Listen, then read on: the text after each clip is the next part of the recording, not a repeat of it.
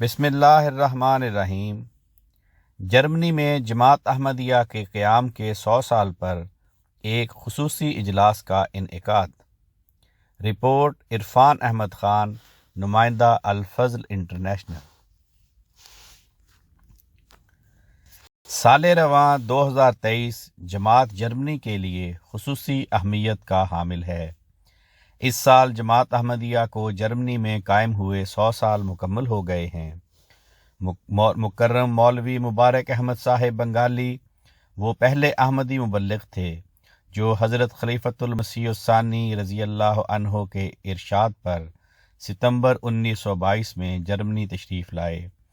اللہ تعالیٰ نے افراد جماعت کی قربانیوں اور دعاؤں کو جو شرف قبولیت عطا کیا اور تحریک جدید سکیم کو جو پھل لگائے، اس کی بدولت آج جماعت جرمنی 53,000 افراد پر مشتمل ہے۔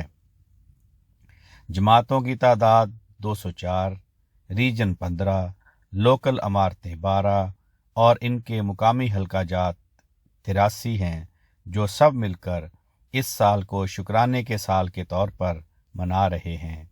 اس کے لیے جو پروگرام ترتیب دیے گئے ہیں وہ مرکزی اور مقامی نوعیت کے ہیں۔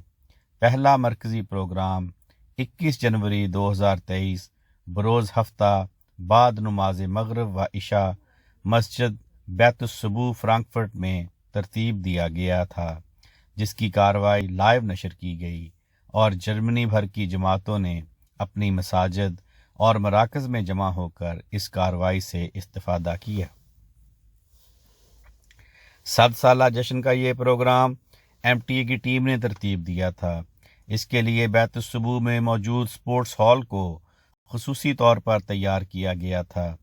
جدید آرکیٹیکچر کا آئینہ دار سٹیج تیار کیا گیا، جس پر لگی ٹی وی سکرین پر رواں کارروائی دیکھی جا سکتی تھی۔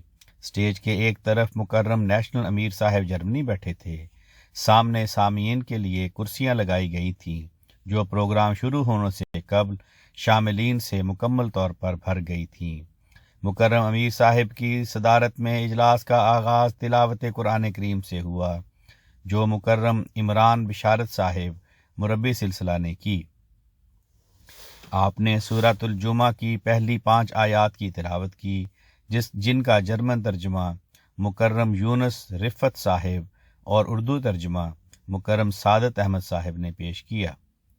اس کے بعد MTA جرمنی کے سلمان طیب صاحب اور ان کی ٹیم نے ایک دستاویزی فلم رواں تبصرہ کے ساتھ دکھائی، جس کے پہلے حصہ میں اسلام کی ابتدا، حضرت صلی اللہ علیہ وسلم کا بابرکت دور، حضرت مسیح موعود علیہ السلام کی آمد اور 1889 میں جماعت کی بنیاد کے اغراض و مقاصد کا ذکر دکھایا گیا۔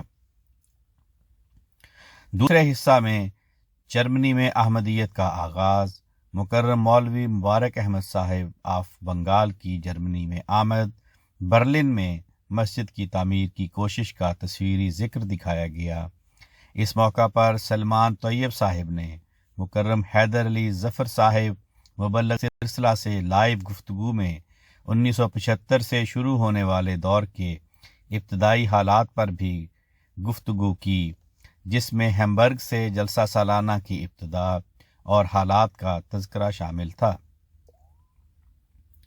حضرت مسیح موعود علیہ السلام کی یورپ اور خصوصاً جرمنی میں اسلام کے پھیلنے کی خواہش، اس حوالہ سے حضرت خلیفۃ المسیح الثانی رضی اللہ عنہ کی تڑپ، پیش گوئیوں اور ارشادات کی روشنی میں مکرم صداقت احمد صاحب مشنری انچارج نے بہت تفصیلی گفتگو کی۔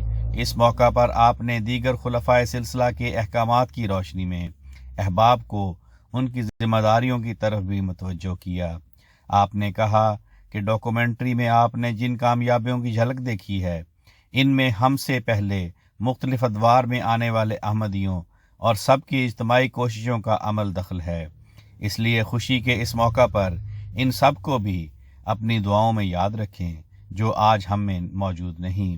وہ دن ہم جلد دیکھیں جن کے بارے میں ہمارے امام نے کہا تھا کہ عیسائیت کو جرمنوں نے سب سے آخر پر قبول کیا، لیکن انشاءاللہ اسلام کو قبول کرنے میں جرمن قوم اولین میں شامل ہوگی۔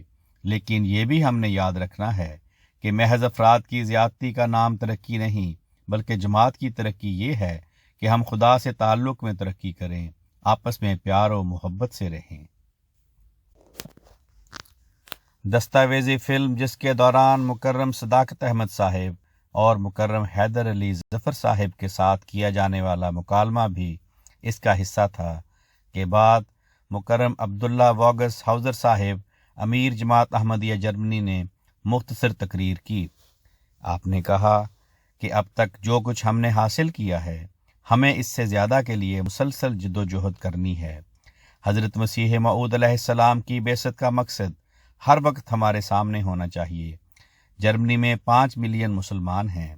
اب تک حضرت مسیح موعود علیہ السلام کا پیغام پہنچانا ہماری ذمہ داری ہے۔ جرمن لوگ مذہب سے دور ہوتے جا رہے ہیں، چرچ سے اپنے نام نکلوا رہے ہیں۔